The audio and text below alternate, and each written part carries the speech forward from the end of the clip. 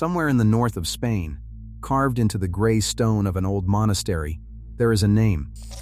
It has been worn almost smooth by 800 winters, and it may be the oldest thing your family ever owned.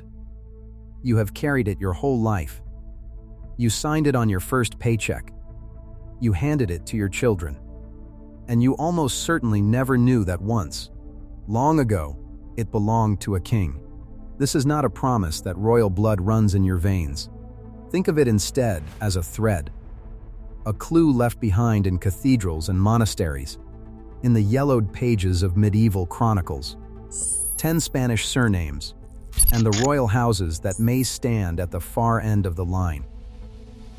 Stay with me all the way to number 1, because the most common name in all of Spain hides the oldest crown of them all. Before the countdown, a quick map of the blood. Spain was never one kingdom but many. The mountain kings of Asturias, who never surrendered. The crown of León, oldest of them all. Castile of the castles. Navarre in the high Pyrenees. Aragón to the east. From these came the House of Trastámara, then the Habsburgs, who ruled an empire where the sun never set. And finally, the Bourbons, who reign in Madrid to this day. Every name on this list opens a door onto one of those worlds. Number 10. Ramírez. In Spanish, the ending on a name like this one whispers a quiet fact. Son of. Ramírez means son of Ramiro, and Ramiro was a name that kings wore before there was a Spain to rule. High in the Pyrenees stands the monastery of San Juan de la Paz, a church built into a cliff of red rock, and there they still guard the memory of Ramiro I. He was a son of Sancho the Great, and he became the first king of Aragón, a hard little mountain kingdom that would one day help conquer a continent. There were kings named Ramiro in León as well, warriors who threw back the armies of the south. So when a Ramírez signs his name, he is spelling out an old truth without knowing it.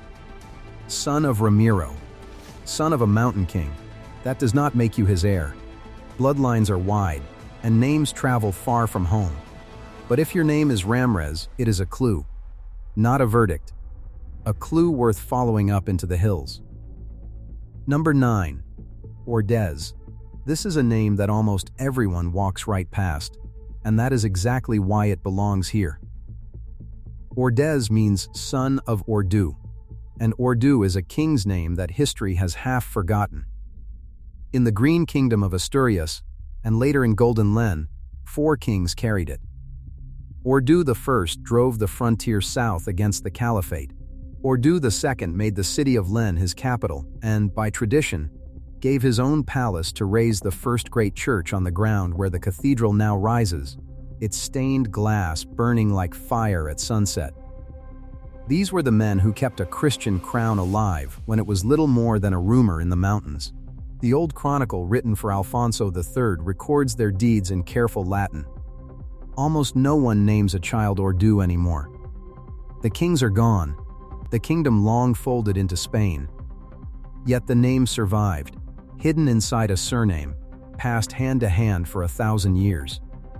If your name is Ordóñez, you carry a king that even Spain nearly forgot.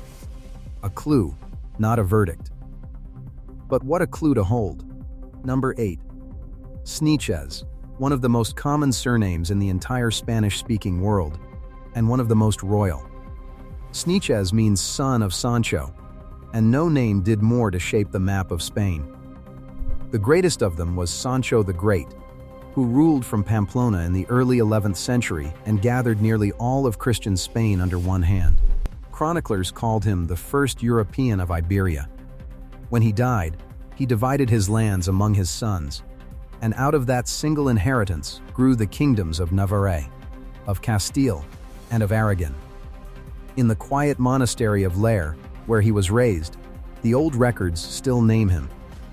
Sancho was a royal name in Castile too, worn by kings who ruled from the saddle in an age of siege and crusade. The name spread so widely that today it belongs to millions who never suspected. That is the honest part. A name this common cannot prove a throne. But every Sánchez is, in the oldest sense, the son of Sancho. A clue, not a verdict. and it points straight at the man who nearly made Spain whole. Number 7. Ponce de León. Here the clue turns into something you can almost touch. This was not a patronymic, but a house, and that house was born of the crown of León itself. Long ago, a nobleman named Pedro Ponce married a woman called Aldonza, a daughter of King Alfonso IX of León. From that union came a line that would hold the dukedoms of Arcos and Cadiz, and produce a warrior the Moors feared and named a second Cid. And one son of that house carried the name farther than any king ever imagined. Juan Ponce de León crossed the ocean with Columbus, became the first governor of Puerto Rico, and in the year 1513 stepped onto a wild green shore he named Florida for the Easter of Flowers. He was knighted by King Ferdinand himself. The archive of the Indies in Seville still holds the paper trail of those voyages. There is a fable that he searched those shores for a fountain of youth, and most likely it is only a fable. But the name is real, and the royal marriage that made it is written down. If your name is Ponce de León, you carry the crown of León across an ocean. A clue, and a strong one. Number 6. Enríquez. To find this name, you follow a line of royal blood that runs just outside the law. The Enríquez descend from an illegitimate son of Alfonso XI, King of Castile, a prince named Fadrique, twin brother of the very first Trastámara king. The family took the name Enríquez, son of Enrique, honoring that royal house, and rose to become the hereditary admirals of Castile, lords of the sea from their stronghold at Medina de Rioseco. And here is the part that matters. One daughter of that house, Juana Enríquez, married the King of Aragón. Her son was Ferdinand. The same Ferdinand who wed Isabella, finished the long Reconquest, and in 1492 sent 3 small ships west into the unknown. So a woman named Enríquez was the mother of the king who opened the Age of Spain. If your name is Enríquez, the admirals of an empire stand behind it.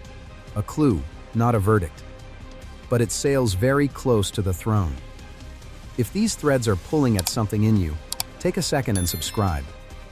This channel follows names and bloodlines back through the centuries every single week. Now we climb toward the top of the list, and the stories only grow larger. Number 5. Guzmán. Every name so far has been a single thread. This one is a whole tapestry, and it begins with a love that rewrote the succession of Spain. In the 14th century, a young widow of the noble house of Guzmán caught the eye of Alfonso XI, King of Castile. Her name was Leonor de Guzmán, and the chroniclers called her the loveliest woman in the kingdom. For 20 years she stood beside the king in all but title, and she bore him a son named Henry. When the king died of plague at the siege of Gibraltar, the queen he had neglected took her revenge, and Leonor was executed in a castle at Talavera. But her son lived. Henry made war on his half-brother, won the crown by the sword, and founded the House of Trastámara, the dynasty that would go on to rule Castile and Aragón and give Spain both Isabella and Ferdinand. The Chronicle of Alfonso XI tells the whole story. The Guzmán name also became the Great House of Medina Sidonia. If your name is Guzmán, a dynasty was born from your name. A clue, and one written in fire. Number 4. Mendoza. If the Guzmán reached the throne, the Mendoza spent centuries standing right beside it. The name comes from a cold, high village in the Basque Hills, and it means, quite simply, cold mountain. From that plain stone beginning rose the greatest noble house in all of Castile. There was the Marquis of Santillana, a warrior who wrote sonnets between battles. There was Cardinal Mendoza, so close to Isabella and Ferdinand that the court called him the third king of Spain. From their palace at Guadalajara, its facade carved like stone lace, the Mendoza helped decide who wore the crown. And here, the honest note returns. The family loved to claim descent from El Cid himself, even from an old queen of Castile, and historians have never been able to prove a word of it. Their own book of lineage reaches for a crown just out of grasp. which may be the truest lesson of this whole list. If your name is Mendoza, you stand where Spain was actually governed, in the room right beside the throne. A clue, not a verdict, from the family that understood that difference better than anyone. Number 3. Jiménez. We are near the root of everything now. Jiménez means son of Jimeno, an ancient name from the mountains of Navarre, and it gave its name to something rare. A royal house is usually called after a place or a title, but the first great dynasty of Christian Spain is known simply as the Jiménez. These were the kings of Pamplona, the line of Sancho the Great, and from them branched the crowns of Navarre, Castile, León, and Aragón alike. Nearly every Spanish king who came after carried their blood somewhere in his veins. The oldest genealogies, copied into a fragile manuscript called the Codex of Roda, begin with these mountain rulers, the seed of the whole royal forest. The direct male line ran out long ago, back in the 13th century. But the name lived on among the people. If your name is Jiménez, you share your root with a dynasty that was, itself, a royal house.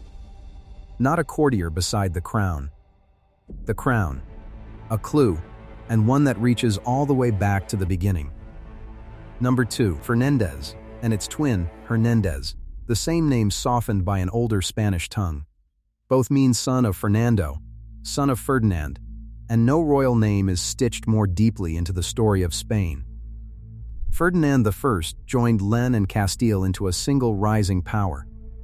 Ferdinand III, remembered as a saint, rode south and took the great cities of Córdoba and Seville, turning the mighty Mosque of Córdoba into a cathedral whose forest of arches still stands today. And Ferdinand the Catholic, husband of Isabella, finished what centuries had begun.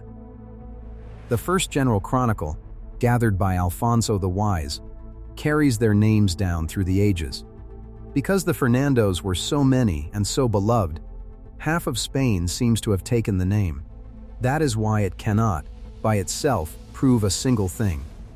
Millions are sons of Fernando now, but every one of them is spelling out the name of the kings who pushed the frontier all the way to the sea. If your name is Fernández or Hernández, you carry the Reconquest itself, a clue and a mighty one. And number 1. García, the most common surname in all of Spain, the very last name you would expect to find at the top of a list about kings. That is exactly why it is here. García is not son of anyone. It stands on its own, and it is one of the oldest names on the whole peninsula. Before there was a Spain, before Castile or Aragón had a crown, there were the mountain kings of Pamplona, and again they were named García. García Jiménez, García Sánchez, the rulers at the very source of the royal forest, back when Christian Spain was only a handful of valleys holding out against an empire. The oldest charters of the kingdom, the first fragile records in the north, are thick with their name. And then something quiet and astonishing happened. Every royal house eventually fell. Trastámara, Habsburg, Bourbon in its turn, all of them faded from power. But the name García never fell. It spread until it belonged to millions. A king's name hiding in plain sight in every town and every phone book in the Spanish-speaking world. If your name is García, you carry the oldest crown of all, worn so widely that no one remembers it was ever a crown. A clue, not a verdict, but the oldest clue in Spain. So there they are. 10 names, 10 threads reaching back into stone and parchment. Remember what every one of them truly is. Not proof, not a throne waiting to be claimed, but a clue. An invitation to go looking. Because a surname is the longest-running story most of us will ever inherit. And almost no one ever stops to read it. Now I want to hear from you. Which of these names is yours? Type it in the comments, and tell me where your family carried it, whether across Spain or across an ocean to get here. And if your name was not on this list, leave it below anyway. There are far more crowns hidden in Spanish names than 10. And the next list just might begin with yours.